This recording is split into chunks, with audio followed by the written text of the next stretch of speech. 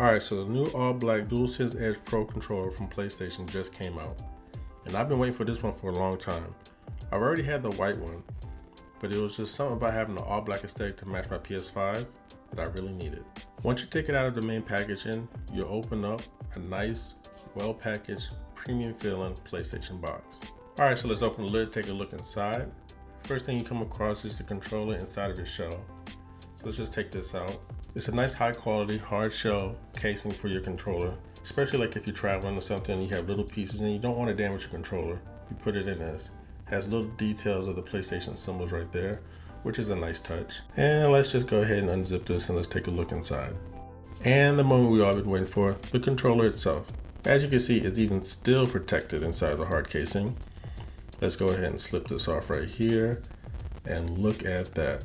A nice matte black DualSense Edge controller with a little bit of touch of shininess on it, but it really complements it well.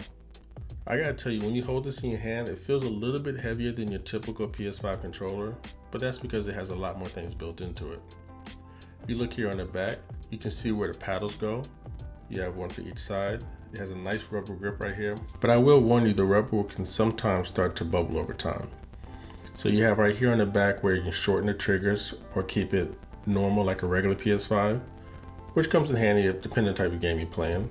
Like if you're playing that first-person shooter like Call of Duty Warzone, you want a short trigger so you can respond quicker. But if you're playing a racing game, you want the full range so you can have a more accurate response to when you're accelerating on the pedal. The triggers have a nice click to it. It feels very high quality. And like I said, you can change the setting here. So I'm gonna shorten one right here. The other one has a full range. You see the difference? Then I can change it back, and then that way, they're the same. All right, so now let's get into the accessories that come inside the box. First up, you have the charging cable.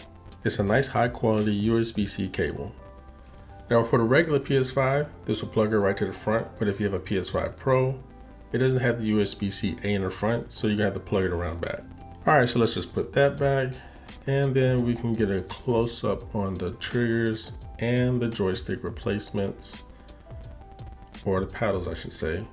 They're different from the regular ones. The ones that you come on the controller, it has like an indent kind of for your thumb, but these ones you have a more rounded joystick cover.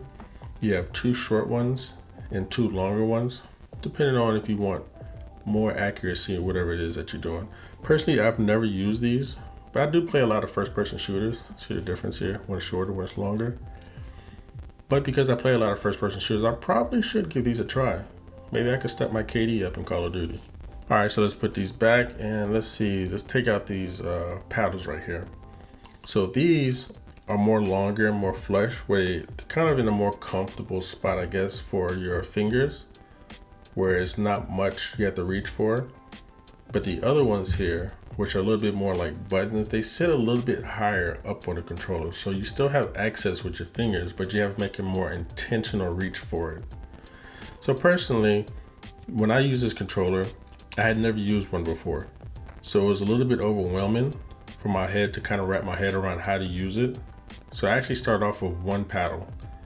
And just for a quick comparison, here's the original one I had, the white one, which has been out for about a year or two. And it's literally the same exact quality, build, everything. The only difference is on the original one, the rubber tends to come off and it bubbles. I think I mentioned that earlier in the video. But over time, mine's bubbled, so I had to get a replacement backplate.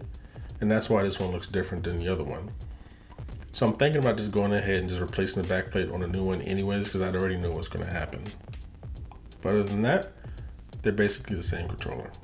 And as you can see here, I have a weird configuration. I have one long paddle, one short one. It makes it easier for me to not accidentally push a button. But if you look at the back here, you see how one's blank and the other one has typical manufacturer information? That's because I had to replace the one on the left because the rubber kept coming off. So that is one knock or gripe I guess I have with this controller. But other than that, I've had no problems, and I actually cannot use the regular PS5 controller now that I have the Pro controller. So just one more time, just look at the back. Same exact build, same exact everything, just different colors. So because this is not my first time having this controller, I immediately know what kind of configuration I want. And it says for one short paddle on the right hand side and a one long paddle on the left hand side. I know it looks weird, don't ask me why, but that's just what feels comfortable for me. And of course, I am different from you and you are different from I. So if you want to do it like this, 2 short controllers, that's absolutely fine. And if you want to do the 2 longer paddles, that's also fine as well. I've tried doing it this way, but my finger, when I get in the heat of action, I accidentally pull the wrong trigger and it just messes up my game. That's why I have one more further out of reach.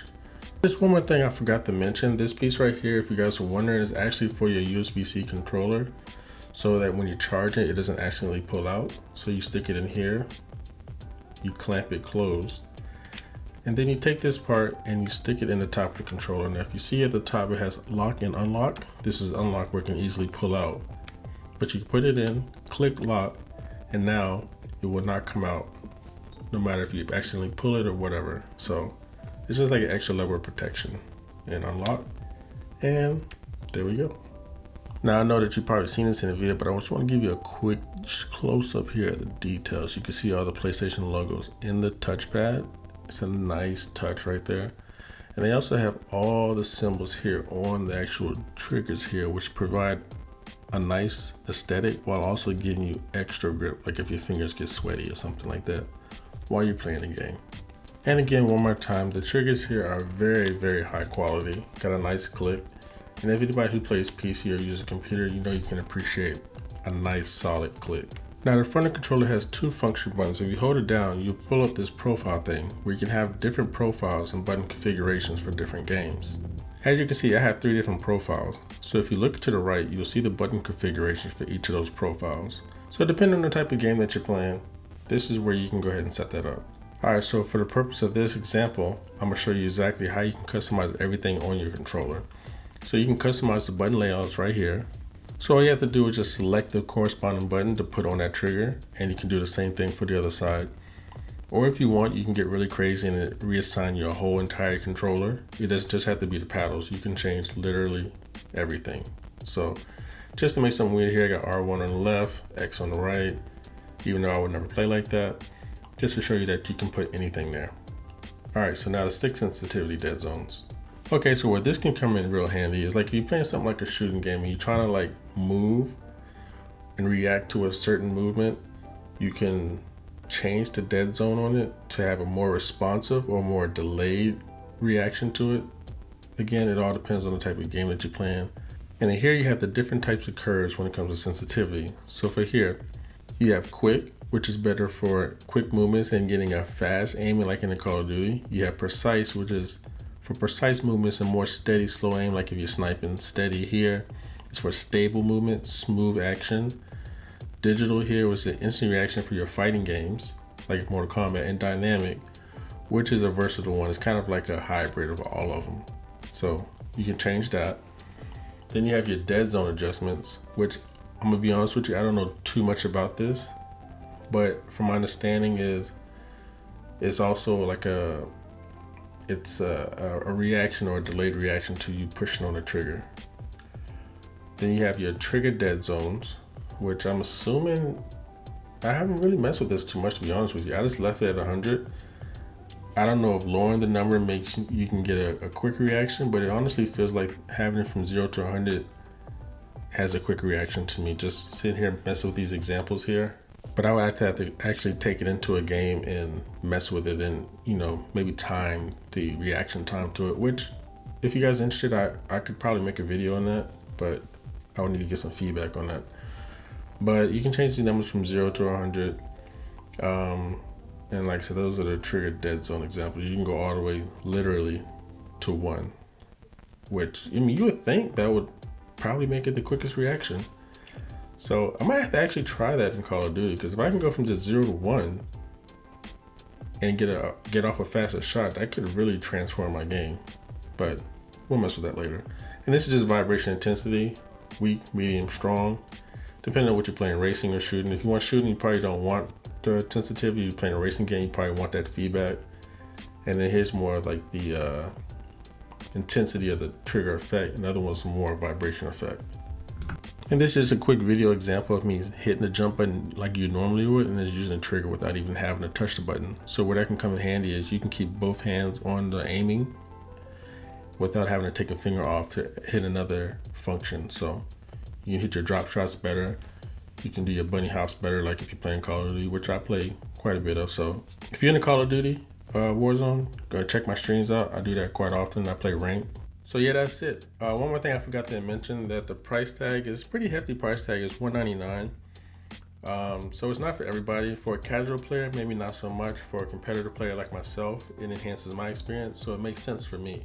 And also, for the same price, you can literally get a PS Portal, like a portable PS5 in your hand. Although you have to rely on internet or cloud streaming, it is the same price.